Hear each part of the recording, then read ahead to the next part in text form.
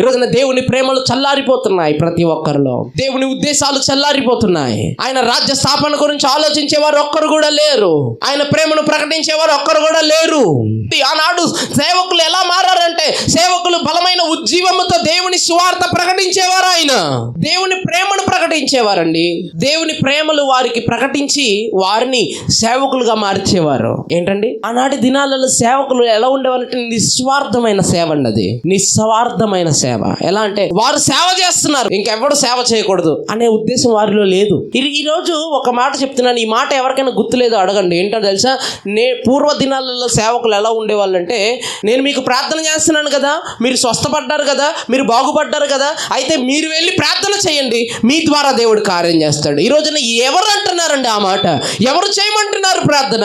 ఎవరు సేవకులుగా మారుస్తున్నారు? నీ దగ్గరికి వచ్చే శిష్యులను, నీ దగ్గరికి వచ్చే విశ్వాసులను ఎవరు సిద్ధపరుస్తున్నారు? వాక్యాన్ని కొరకు కావచ్చు, ప్రార్థనల కొరకు కావచ్చు, ఎవరు సేవకులుగా సిద్ధపరుస్తున్నారు? ప్రియ సహోదరులారా, దేవుడు అంటున్నాడు, నీవు ఏం చేయబడుతున్నావు? దేవుని ప్రణాళికకు రూపుదిద్దే ప్రణాళిక నువ్వు వేయాలి. దేవుని రాజ్య స్థాపన కొరకు నువ్వు అనేక మందిని పిలవాలి.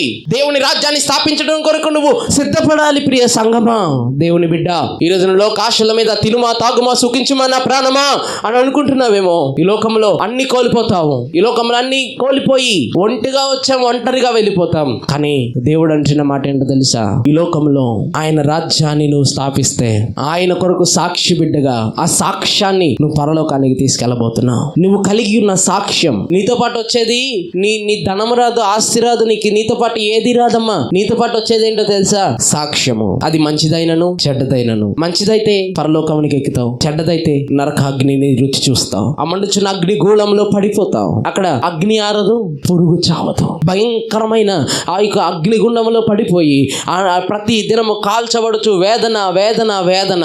ఈ రోజున దేవుడు నీకు ఆనందాన్ని ఇవ్వాలనుకుంటుంటే మనము దుఃఖాన్ని కోరుకుంటూ ఈ లోకంలో ఈ యొక్క వ్యసనకరమైన జీవితం, తినుమా తాగుమా సుఖించుమా నా ప్రాణమా అనుకుంటూ ఏం చేస్తున్నామంటే వ్యర్థమైన జీవితాన్ని గడిపి నరకాగ్నికి వెళ్ళటానికి ఇష్టపడుతున్నామే తప్ప, ఆనాడు ధనవంతుడు అనుకున్నాడు, ఇదిగో మంచిగా పంట పండింది, మంచిగా డబ్బంతా చేకూర్చబడింది, కొట్లల్లో ధాన్యం ఉన్నది, అన్ని సమృద్ధిగా ఉన్నాయి, నా ప్రాణమా తిను తాగు సుఖించు అనుకున్నాడు. చనిపోయిన తర్వాత నరకాగ్నిలో పడిపోయినాడు. ఇదిగో పేదవాడైన లాజరు చనిపోయినాడు. లాజరు చనిపోయి, పేదవాడు లాజరు చనిపోయి ఎక్కడికి ఎక్కినాడండి?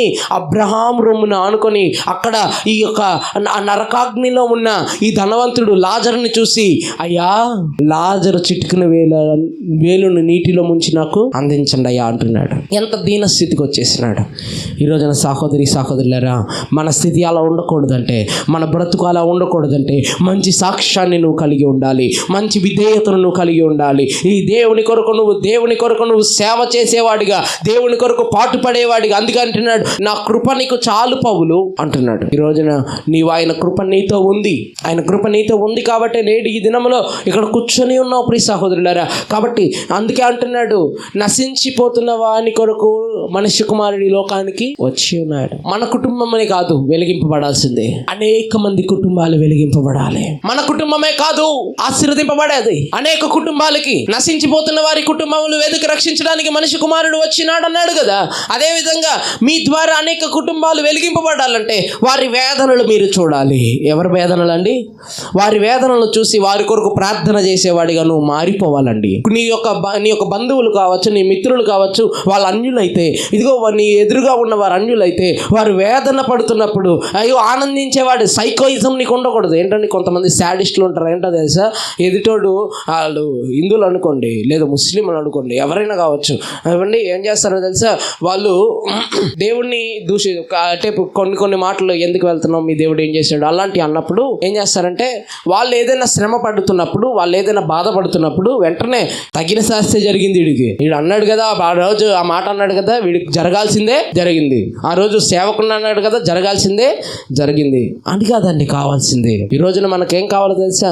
ఒకవేళ బాధపడుతున్నప్పుడు క్రీస్తు మనసు నీతో ఏం చెప్పుదో తెలుసా? వారి కొరకు ప్రార్థన చేయండి. ఈ రోజున క్రీస్తు మనసు మనం కలిగి ఉండాలి, క్రీస్తు ప్రేమ మనం కలిగి ఉండాలి. వారు వేదన పడుతున్నప్పుడు సంతోషించేవారిగా, సైకోయిజం కలిగి శాడిస్టులుగా మనం మారకూడదు. ఏం చేయాలో తెలుసా? వారి కొరకు ప్రార్థన చేసే మనసుతో ప్రభు వారిని దీవించండి అయ్యా. హల్లెలూయా.